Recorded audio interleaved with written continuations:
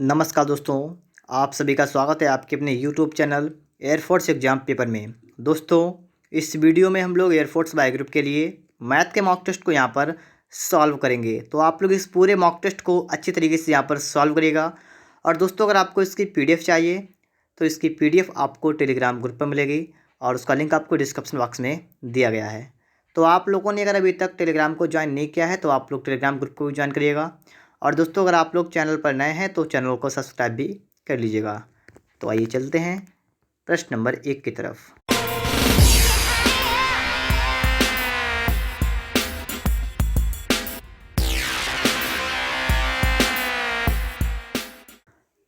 देखिए दोस्तों, प्रश्न नंबर 1 क्या कह रहा है। आदित्य ने 100 प्रश्नों वाली टिनटिन कॉमिक पुस्तक का 4/5 भाग पढ़ा है। अभी आदित्य ने कितने प्रश्न नहीं पढ़े हैं। आपसे कह रहा है 4/5 भाग क्या क्या है पढ़ा है। ठीक है, 4/5 भाग क्या क्या है ये उसने पढ़ लिया है। अब ये बताइए उसने कितना भाग नहीं पढ़ा होगा। अगर टोटल आपके 5 भाग हैं तो 5 में से उसने 4 पढ़ लिए हैं, इसका मतलब 1 भाग नहीं पढ़ा होगा 5 में से। ये क्या है, ये उसने नहीं पढ़ा है। ठीक है, ये क्या क्या नहीं पढ़ा है। इतनी बात आप सभी लोग समझ गए होंगे। आपसे कह रहा कितने प्रश्न नहीं पढ़े हैं, तो उसने 1/5 भाग नहीं पढ़ा है और कितनी 100 प्रश्नों वाली टिनटिन कॉमिक पुस्तक का। तो 1/5 नहीं पढ़ा है किसका, 100 प्रश्न वाली पुस्तक का। तो कितना नहीं पढ़ा है, 5×5, 5 चौका 5 दूना 10, सबका आएगा कितना 20। तो इसका मतलब हुआ है कि अभी आदित्य ने 20 प्रश्न नहीं पढ़े हैं। ठीक है, 1/5 भाग नहीं पढ़ा है, इसका मतलब 20 प्रश्न नहीं पढ़े हैं। तो सवाल नंबर 1 आपके लिए वेरी सिंपल था और आप सभी ने लगा भी लिया होगा। आगे चलने के बाद ठीक है दोस्तों, इसके बाद हम देखेंगे प्रश्न नंबर आपके लिए आ चुका है सेकंड नंबर। ठीक है, 2 नंबर। एक कक्षा में 30 लड़कों की औसत आयु 16 वर्ष, 20 लड़कियों की औसत आयु 14 वर्ष है। कक्षा के सभी विद्यार्थियों की औसत आयु कितनी है। देखिए 30 लड़कों की औसत आयु 16 वर्ष। ठीक है, तो देखिए 30 लड़के हैं मतलब 30 बॉयज और इनकी औसत कितनी है 16 वर्ष। अगर दोस्तों मैं आपसे कहूँ इनका योग कितना होगा, योग तो कैसे निकालेंगे आप लोग। आपके जितने भी मतलब लड़के कितने 30 लड़के हैं। ठीक है, और 30 लड़के हैं और 16 वर्ष इनका औसत है। अगर इनकी हम गुणा कर देंगे तो हमारा क्या निकल के आएगा, हमारा निकल के आएगा योग। तो गुणा करेंगे तो आपका आएगा 16×3=48, आपका आएगा 480। तो इनका योग आपका कितना बना, आपका बना 480। फिर क्या है, 20 लड़कियों का औसत आयु 14 वर्ष है। ठीक है, देखिए 20 लड़कियां हैं मतलब गर्ल्स हैं और इनकी औसत कितनी है 14 वर्ष। अगर इनका भी योग निकालना हो हमें तो हम क्या करेंगे, यहाँ पर भी दोस्तों क्या गुणा कर देंगे, 14 में कितना होगा 28, 280 हो जाएगा। तो टोटल योग की बात करें कितना होगा, 0 8 8 16 का 6 से लगा 1 7। टोटल योग कितना होगा 760 हो जाएगा। सवाल कह रहा है कक्षा के सभी विद्यार्थियों की औसत आयु कितनी है, सभी की निकालनी है। सभी विद्यार्थी हैं कितने, तो 50 स्टूडेंट हुए ना, क्या हुए 50 स्टूडेंट। और इनकी औसत मतलब इनका योग, योग का मतलब इनकी आयु का सम कितना है, योग कितना है 760। आपको क्या निकालना है, एवरेज। क्या निकालना है, औसत। तो एवरेज बराबर क्या होता है, पदों का योग बटे पदों की संख्या। ठीक है, कैसे निकलेगी देखिए आप लोग यहाँ पर। तो योग कितना आपका है 760, आपका सम कितना है, सम आपका 760 है। और बटा में टोटल स्टूडेंट कितने हैं 50। इसको आप लोग हल करेंगे, 0 कैंसिल होगा, 5×5 देखिएगा, 5×5 बचा 2, 26 25 25 बचा 1, 0.5 दूना 10। ठीक है, 15.2 इसका हो जाएगा एवरेज। ऑप्शन की बात करेंगे तो आपका ए वाला करेक्ट आंसर होगा। ठीक है दोस्तों, 15.2 वर्ष विद्यार्थियों की औसत आयु यहाँ पर हो जाएगी। आप सभी के ये बात समझ में आ गई होगी। चलिए इसके बाद चलते हैं हम लोग नेक्स्ट क्वेश्चन पर। आगे दोस्तों आपके लिए आ चुका है प्रश्न नंबर 3। सवाल को दोस्तों आप लोग यहाँ पर पढ़िएगा, क्या कह रहा है आपसे है, कह रहा है कि 294 को किस छोटी से छोटी संख्या से गुणा करें कि गुणनफल एक पूर्ण वर्ग बन जाए। देखिएगा यहाँ पर। ठीक है, 294 को किस छोटी से छोटी संख्या से गुणा करें। तो गुणा करने के सिस्टम में आपको सबसे पहले क्या करना पड़ेगा, 294 के क्या करने पड़ेंगे, टुकड़े करने पड़ेंगे।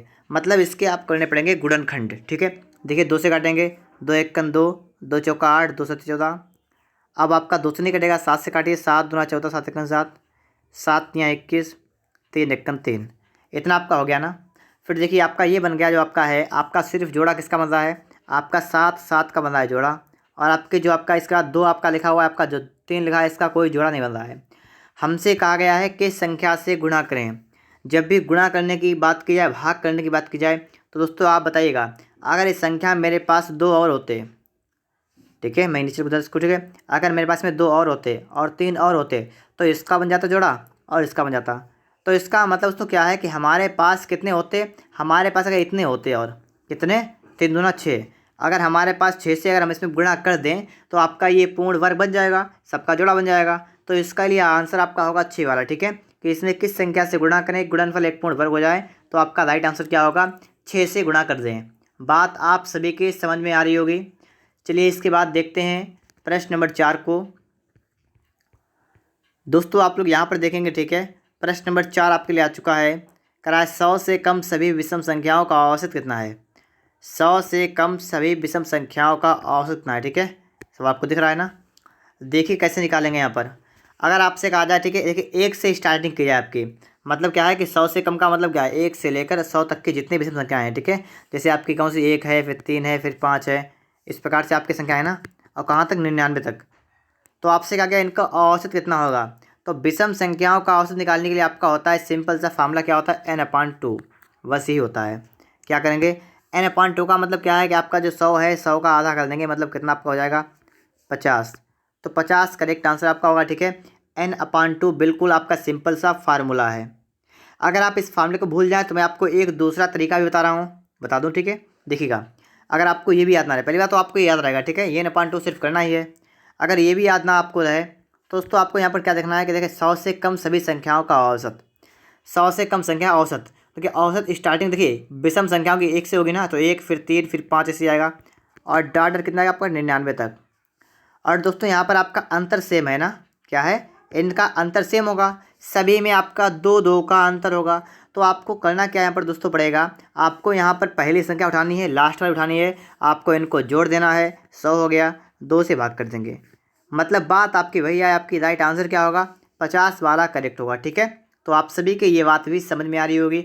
अगर वीडियो अच्छा लग रहा हो तो वीडियो को लाइक करिएगा। आपके एग्जाम में इसी तरह के प्रश्न आते हैं, ठीक है। कभी कभी ऐसा होता है का जो पेपर होता है आपका, वो कभी कभी किसी भी मतलब शिफ्ट में आपका हार्ड होता है, किसी में सिंपल होता है, लेकिन अगर आप तैयारी करते हैं रेगुलर तो आप लोग लागा में बहुत ही अच्छा स्कोर करेंगे। आगे दोस्तों आप यहाँ पर देखेंगे प्रश्न नंबर 5 आपके लिए है, कह रहा है विशाल शेखर की वर्तमान आयु का अनुपात 14:17 है। 6 वर्ष के बाद इनकी आयु का अनुपात क्रमशः 17:20 हो जाएगा। शेखर की वर्तमान आयु कितनी है, देखिएगा। 2 बच्चे हैं, कौन है, 2 हैं, मतलब बच्चे नहीं हैं, विशाल शेखर, ठीक है, 2 लोग हैं, विशाल और शेखर।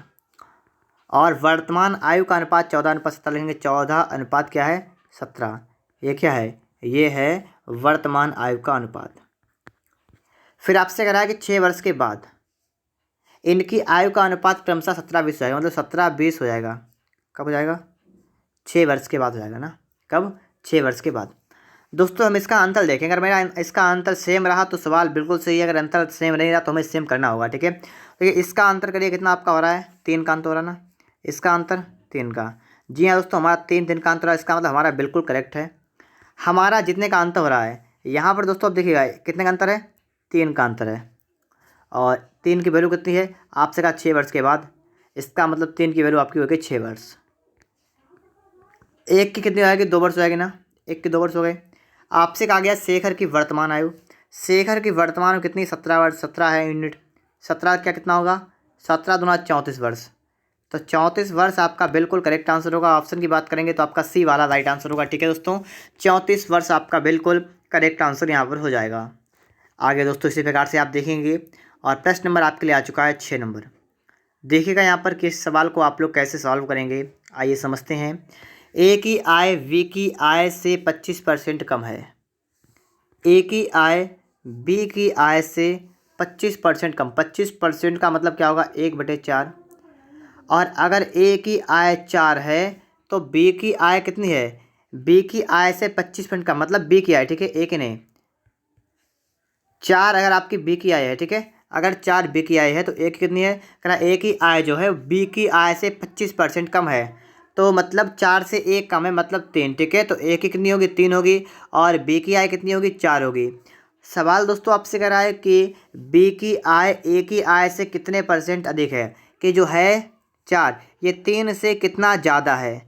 तो यहाँ पर आप देख पा रहे होंगे कि 3 से 4 मतलब 1 ज़्यादा है, और किससे 3 से 1 ज़्यादा ना, तो गुणा कर देंगे 100 से। आपका यहाँ पर दोस्तों आएगा 33 सही 1/3%। तो इस प्रकार से आपका राइट आंसर क्या होगा, ऑप्शन नंबर सी वाला होगा। ठीक है, 33 सही 1/3%। दोस्तों अगर आपको इसकी पीडीएफ चाहिए तो इसकी पीडीएफ आपको टेलीग्राम ग्रुप पर मिलेगी, और उसका लिंक आपको डिस्क्रिप्शन बॉक्स में दे रखा है। ठीक है, तो आप लोग टेलीग्राम को भी यहाँ पर ज्वाइन कर लीजिएगा अगर आपने अभी तक टेलीग्राम को ज्वाइन नहीं किया है। तो दोस्तों यहाँ पर आपका सवाल करा है कि एक वस्तु को 996 रुपये में बेचने पर प्राप्त लाभ, उस वस्तु को 894 बेचने से हुई हानि, दोनों समान हैं, वस्तु का क्रय मूल्य ज्ञात कीजिए। जब भी दोस्तों आपके पास इस टाइप का सवाल आ जाए कि आपका प्रॉफिट और लॉस कैसा हो, बराबर हो, ऐसी कंडीशन के लिए हम क्या करेंगे। ठीक है, तरीका सीखिएगा कि पहले इतने बेचते थे, फिर आपने बेचा 894। ठीक है, देखिए पहले कितने बेचा 996 में, फिर कितने बेचा 894 में। आपको करना क्या पड़ेगा, ठीक है, सिंपल तरीका है बिल्कुल। आप इनको जोड़ दीजिएगा, इनकी बट्टे में 2 कर दीजिए, आपका आंसर निकल के आ जाएगा। 6 4 10 का 0 हाथ से लगा 1, 9 9 18 1 19 का 9 हाथ से लगा 1, 8 8 16 17 18 का 18। ठीक है, बटे 2 करेंगे, काटिएगा 2 से, 2 नेम 18, 2 1 चक्कू 8, 2 पंचे 10। 945 रुपये क्या होगा आपका सीपी होगा, क्रय मूल्य होगा 945। अब बहुत से लोग कह रहे होंगे कि मैं नहीं, मैं ये तरीका नहीं लगाऊंगा। ठीक है, मुझे इसका बेसिक बता दीजिए। तो आप लोग यहाँ पर बेसिक भी सीख लीजिएगा। आपसे कहा गया है कि लाभ और हानि दोनों क्या है, बराबर, मतलब प्रॉफिट और लॉस क्या है, दोनों बराबर हैं। ठीक है दोस्तों, आप सभी को पता होगा लाभ बराबर क्या होता है, सूत्र फॉर्मूला क्या होता है, विक्रय मूल्य माइनस क्रय मूल्य। देखिए क्रय मूल्य तो इसका सेम ही होगा ना, सीपी तो इसका सेम होगा, और जो आपका एसपी है वो SP1 पहले है, और बाद वाला आप कह लेंगे SP2। तो देखिए लाभ होता है विक्रय मूल्य माइनस क्रय मूल्य, और हानि होती है विक्रय मूल्य, हानि क्या होती है, हानि होती है क्रय मूल्य माइनस विक्रय मूल्य, क्रय मूल्य माइनस विक्रय मूल्य। मैंने यहाँ पर SV1 SP2 इसलिए लिखा है कि दोस्तों पहला वाला विक्रय मूल्य मैंने मान लिया SP1 है, दूसरा वाला विक्रय मूल्य SP2 है, और इसका CP जितना है उतना रहेगा, मतलब CP तो आपका बिल्कुल सेम रहेगा। अगर आपने वस्तु 100 रुपये खरीदी तो आपका वो क्रय मूल्य हो गया, और क्रय मूल्य आपका बिल्कुल कैसा रहेगा, सेम रहेगा। तो यहाँ पर दोस्तों आप इसका मान रखेंगे तो आपको हो जाएगा 996, और माइनस का क्या करेंगे CP बराबर CP माइनस का SP2 कितना 894। आप 894 इधर लाएंगे, आपका हो जाएगा 996 माइनस 894 बराबर आपका CP जाएगा, उसका आपका जाएगा 2CP। और यहाँ पर दोस्तों आपका इतना हो गया ना, क्या हुआ यहाँ पर, ये प्लस का होगा, ठीक है, प्लस का यहाँ पर होगा। और इसके बाद दोस्तों क्या करेंगे आप लोग, यहाँ से आप लोग क्या करेंगे, इसके आगे काम आपका ये रहेगा कि आपका ये वाला जुड़ जाएगा। ठीक है, कितना आपका हो जाएगा, आपका हो जाएगा 6 4 10 का 0 हासिल का 1, 9 9 18 19 का 9 हासिल का 1, आपका हो जाएगा 18। इतना हो गया आपको 2CP। तो CP आपका कितना होगा, आपका होगा 1890 बटा में 2 करेंगे, आपका कितना आएगा, आपका आएगा 945। ठीक है, तो आपका देखिए इस प्रकार से आपका सवाल बड़ा हो जाएगा। ठीक है, लेकिन ये बेसिक से है। और दोस्तों आपकी ट्रिक क्या रहने वाली है कि आप इनको जोड़ेंगे, यादा करेंगे, वही आपका क्रय मूल्य होगा। ठीक है, जो भी आपको पसंद आया हो तरीका, उससे आप सवाल को लगा सकते हैं। आगे देखिए, इसके बाद आगे दोस्तों हम देखेंगे प्रश्न नंबर हमारे लिए आ चुका है 8 नंबर। कह रहा है किसी समकोण त्रिभुज की समकोण आने वाली भुजाएं 5:12 के अनुपात में है, यदि त्रिभुज का क्षेत्रफल 270 वर्ग सेमी है तो कर्ण की लंबाई ज्ञात कीजिए। देखिए एक समकोण त्रिभुज इस प्रकार से बनता है ना, और आपसे यहाँ पर सवाल कर रहा है कि समकोण बनाने वाली भुजाएं रखें 5:12। आपने मान लिया अगर ये आपकी 5 है, कितनी 12 है, आपको कर्ण नहीं पता है, आपको इसका अनुपात रखा है ना। ठीक है, तो देखिए दोस्तों हम क्या करेंगे, हम यहाँ मानना पड़ेगा, हम यहाँ मान लेंगे इसकी जो कर्ण मतलब लंब है इसका 5x है, और इसका आधार 12x है। मान सकते हैं, मान लिया मैंने। और कह रहा है कि त्रिभुज का क्षेत्रफल 270 सेमी हो, और आपको पता है कि समकोण त्रिभुज का क्षेत्रफल क्या होता है, फार्मूला इस, क्योंकि त्रिभुज समकोण है, समकोण वाला त्रिभुज का क्षेत्रफल जो होता है, समकोण का जो आपका एरिया होता है, क्या होता है, आपका होता है 1/2 गुणा क्या होता है, आधार गुणा लंबाई या लंब। ठीक है, 1/2 आधार गुणा लंब। तो इसका देखिए क्षेत्रफल कितना है 270 बराबर 1/2 गुणा आधार कितना है 12x है, और गुणा लंब कितना 5x है। यहाँ पर दोस्तों अगर आप थोड़ी सी बात को समझें, देखिए 2 1 2, 2 6 12 आपका आएगा इतना 6 आएगा, आपका हुआ 270 बराबर 6 पंचे 30x², इतना बनेगा ना। आगे दोस्तों आप यहाँ पर देखेंगे, देखिएगा 0 से 0 कैंसिल, 3 1 3, 3 नेम 27, आपका 9 कितना हुआ, x² हुआ 9, और आपका x कितना हुआ 3, x कितना हुआ 3, ठीक है। आपसे कहा गया है तो कर्ण की लंबाई कितनी है, आपको एक कर्ण निकालनी है, कर्ण। अगर दोस्तों देखिए कर्ण कैसे निकालेंगे, ठीक है, देखिएगा कर्ण निकालने का तरीका हमारा क्या रहेगा, आप यहाँ पर सीखिएगा।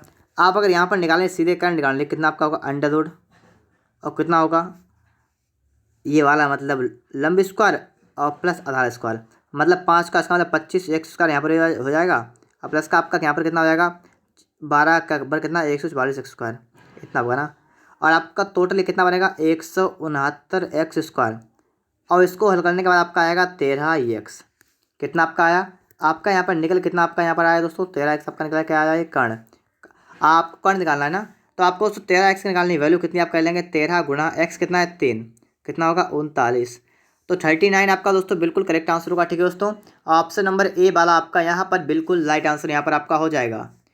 आगे दोस्तों आप यहाँ पर देखेंगे प्रश्न नंबर आपके लिए है 8 नंबर का, क्या कह रहा है देखिएगा, इसको भी कह रहा है दोस्तों कि 12 पुरुष एक कार्य को 24 दिन में पूरा करते हैं, 8 पुरुष इस कार्य को कितने दिन पूरा करेंगे। बिल्कुल इजी क्वेश्चन आपके लिए। आपका फॉर्मूला होता है M1D1/W1 बराबर M2D2/W2। ये आपका क्या होता है फार्मूला होता है, इसी फार्मूले से हम लगाएंगे, आपका काम बटे में रहेगा, दिन वगैरह ऊपर रहेंगे। 12 पुरुष हैं एक कार्य को 24 दिन में करते हैं, समय देखा है समय आपका एक कार्य है ना, तो 12 पुरुष 24 दिन में और एक काम करते हैं। 8 पुरुष इसी काम को मतलब एक कार्य इसी को कितने दिन में मतलब मान लेंगे x दिन में या d दिन में, x मान लें, कोई समस्या नहीं होगी आपको। इसको सॉल्व कर दीजिएगा, देखिए आप लोग क्या करेंगे 8 × 8 8 × 24 और 36 कितना हुआ बराबर हुआ x के। तो इसका मतलब हुआ कि 8 पुरुष इस काम को 36 दिन में करेंगे। ऑप्शन नंबर आपका यहाँ पर बी वाला बिल्कुल राइट आंसर होगा, ठीक है, 36 दिन में पूरा करेंगे। आगे दोस्तों इसके बाद आप देखेंगे प्रश्न नंबर आपके लिए आ चुका है, कौन सा है 10 नंबर है। यहाँ पर सवाल आपका कह रहा है कि एक कार्य लिखा हुआ है कि शहर वाई से और शहर एक्स की दूरी 60 किलोमीटर की गति से और शहर जेड से वाई की दूरी 65 किलोमीटर प्रति घंटा की दर से गति से तय करती है। कार की औसत गति ज्ञात कीजिए। आपके शहर है एक वाई से जेड, तो ये दूरी जाने में कितना है 60 किलोमीटर प्रति घंटा और लौटने में कितना 65 किलोमीटर प्रति घंटा। जब भी दोस्तों आपसे कहे औसत गति ज्ञात कीजिए और आप देखिए आप जाइएगा और वापस आइएगा, मतलब आपकी दूरी बिल्कुल सेम हो, ऐसी कंडीशन में आपका फार्मूला होता है, क्या होता है चाल बराबर औसत चाल बराबर कुल दूरी। देखिए वो भी होता है आपका होता है कुल दूरी बेटा कुल समय, लेकिन दोस्तों यहाँ पर ये लगाएंगे, आप इसके लगाएंगे 2AB/A+B। जब भी आपकी दूरी सेम हो, कोई चीज़ जाए कोई वापस आए, उतने ही दूरी तक जाए वापस आए, तो आप क्या लगेगा 2AB/A+B। इससे आप लोग बहुत जल्द लगा पाएंगे, ठीक है। देखिए 2 × A 60 किलोमीटर प्रति घंटा, B 65 और बटा में क्या कर लेंगे 60 + 65 मतलब 135, बस 35 नहीं होगा 6 12 125, ठीक है। इसको आपको यहाँ पर सॉल्व कर देना है। क्या करेंगे आप लोग यहाँ पर इसको काटेंगे बेटेंगे, ठीक है, 5 से काटेंगे, आपका हो जाएगा 5 से कितने मिल जाएगा आपको बताइएगा 5 × 2 = 10 5 × 25 और 5 से आपका गया 12 बार और 25 5 5 × 25 5 से गया आपका 13 बार। यहाँ पर दोस्तों कितना आपका बना ये आपको देखना है यहाँ पर, ठीक है। देखिएगा 12 दूना 24 गुणा 13 बटा 5, 13 चौका 52 का 2 हाथ से लगा 5 13 दूनी 26 5 31 बटा 5, 5 × 5 = 5 छक्का 30 बचा 1 5 दूना 10 पॉइंट 5 चौका 20, ठीक है। 62 पॉइंट कितना 4 किलोमीटर प्रति घंटा। ऑप्शन नंबर आपका यहाँ पर सी वाला दोस्तों बिल्कुल करेक्ट आंसर यहाँ पर आपका हो जाएगा, ऑप्शन नंबर सी वाला। अगर दोस्तों आपको वीडियो अच्छा लगा है तो आप लोग वीडियो को एक लाइक और चैनल को सब्सक्राइब भी कर लीजिएगा। मिलते हैं नेक्स्ट वीडियो में। वीडियो देखने के लिए आपका बहुत बहुत धन्यवाद।